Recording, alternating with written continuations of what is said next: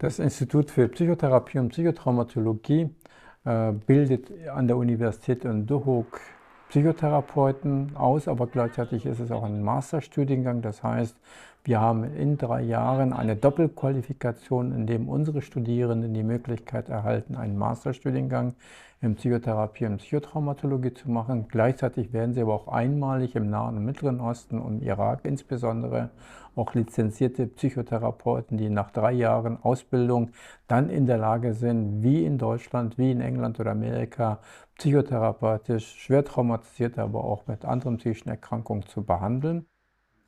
Hinzu kommt, dass Sie schon während des Studiums über 1800 Stunden Praktikum leisten müssen, vor allem in den Flüchtlingscamps von etwa 300.000 Menschen, die in der Nähe von Duhok leben.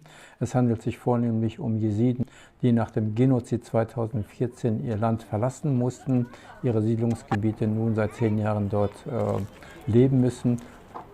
In diesen Flüchtlingscamps arbeiten unsere Psychotherapeuten und Psychotherapeuten. Gleichzeitig haben wir eine German Klinik für Psychotherapie aufgebaut, in dem wir auch dort kostenfrei Menschen unterstützen, sie betreuen und behandeln.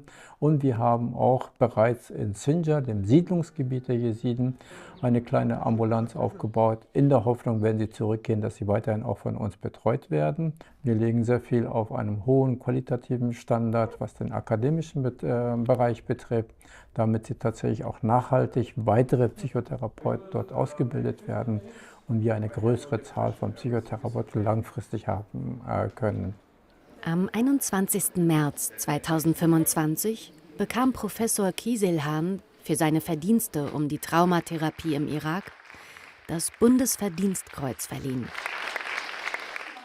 Die Laudatio hielt Außenministerin Annalena Baerbock.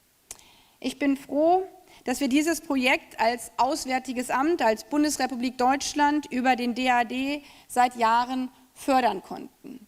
Viele der Studierenden, die dann hin und her pendeln, bereichern eben nicht nur das Gesundheitssystem im Irak, sondern dann auch in Deutschland oder in anderen europäischen Ländern. Dieses Projekt ist ein wirkliches Hoffnungsprojekt.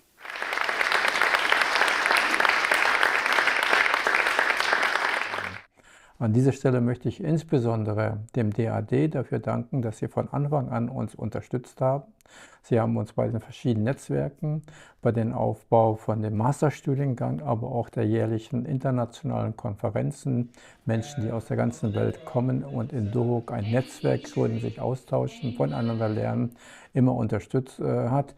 Insofern danke ich dem DAD, gerade auch zu Ihrem 100-jährigen Bestehen, für diese großartige Unterstützung.